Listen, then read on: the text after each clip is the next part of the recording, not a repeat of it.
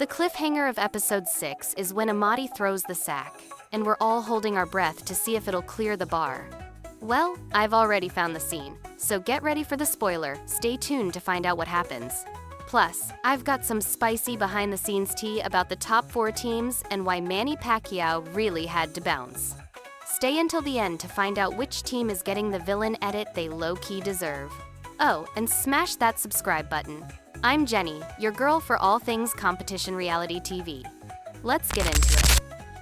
The BTST and spoilers. You've been warned. All right, let's talk about what's really going down behind the scenes because the internet sleuths are working overtime. So apparently this whole thing was filmed back in February, and people are connecting dots like they're Detective Pikachu. Manny had the Barrios fight scheduled for July, which explains why he dipped. Man had actual championship obligations, not just reality TV drama. Respect. But here's where it gets juicy. There are pics floating around on social media with the alleged top 4 teams. And, spoiler alert, it's looking like Korea, Australia, Japan, and Mongolia. Rip to Philippines and Turkey, I guess? Netizens are literally analyzing every frame of the preview clips too. The Mongolian acrobat is apparently about to make that hanging challenge his personal playground while 2 other people suffer for 2+ hours just to watch him win. Honestly, kinda cruel, but also peak entertainment. And there's this whole debate about whether Amotti's bag actually went over the bar or not. I spotted him shirtless in a later scene, so he probably survived. But the editors are really milking that cliffhanger for drama. Dom said, "Watch me," and then actually did. Can we talk about how Dom literally told everyone he was gonna own the hurdles and then proceeded to make it look easy? Like, this man was out here doing parkour while everyone else was playing hopscotch. His technique was so smooth, it looked like they put the footage on 1.5 times speed. Watching him beat Sungbin head-to-head was wild, and Sungbin is literally a beast, so that's saying something. The way Dom swung around that last pole, chef's kiss. It reminded me of Minchial's rope challenge dominance in season 1, which, if you watched that, you know was insane. What kills me is Dom's whole vibe was super chill about it too, like he wasn't even trying to flex. Meanwhile, everyone else is gasping for air and this dude's out here looking like he's on a casual morning jog. The parkour background really hit different in this challenge, and honestly, he earned every bit of hype. No notes. The women absolutely ate this season. Let's be real. Previous seasons of Physical 100 did not do the women any favors with challenge design. But this season, the girls showed up and showed out. Alexandra from Australia and Choi Sun-yeon from Korea literally hung on those ropes for over 2 hours. I can't even hold a plank for 2 minutes without questioning my life choices. Jang Eun-sil, using the hook grip technique, which is apparently a strongman event staple, while the AUS and PH teams didn't? That's the kind of technical knowledge that separates the pros from everyone else. And Alexandra crying while still holding on had me getting emotional too. The mental fortitude that takes is wild.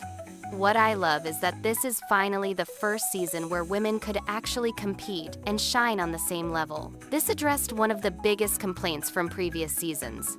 It's about time the show designed challenges that weren't just who's the biggest dude, because endurance, technique, and mental strength, women can absolutely hang, literally, with the guys. Korea's strategy was a choice. Okay, I need to talk about Dong Hyun Kim's stun gun and his absolutely baffling strategic decisions.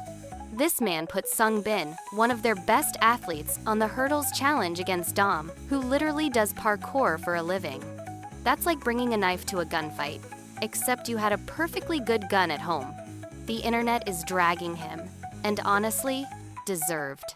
People have been pointing out that his UFC career was full of questionable decisions too. Many netizens said apparently he was a boring grinder who got knocked out because of bad game plans. If Korea loses, it's gonna be because of strategic failure, and I can't even argue with that. They wasted 2 of their best guys on challenges that played to other teams' strengths.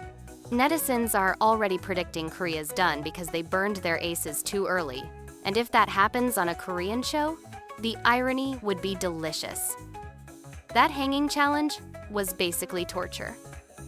Nearly 3 hours on those ropes and slings, absolutely unhinged.